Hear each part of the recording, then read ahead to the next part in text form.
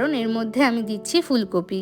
এখানে পেঁয়াজ টমেটো সব কিছু ভালোভাবে মজে আসলে কিছু গুঁড়ো মশলা আগে থেকে জলে গুলে রেখে আমি সেই পেস্টটা কিন্তু এর মধ্যে দিয়ে নিয়েছি।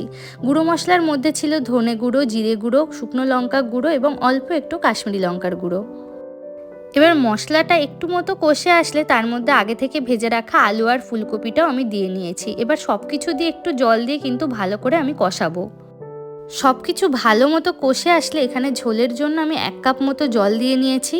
আর জলটা দিয়েও কিন্তু বেশ ভালো করে ফুটিয়ে নেওয়ার পরে একদম শেষে আমি অ্যাড করেছি কিন্তু মাছগুলো খুব বেশি আগে দেব না, কারণ মাছগুলো এমনিতেই নরম, ঝোলে দিয়ে ফুটতে থাকলে কিন্তু মাছগুলো ভেঙে যাবে।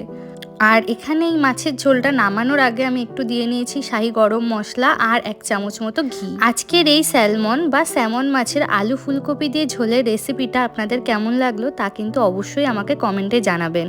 দেখা হবে আবার পরের ভিডিওতে। সবাই খুব ভালো থাকবেন।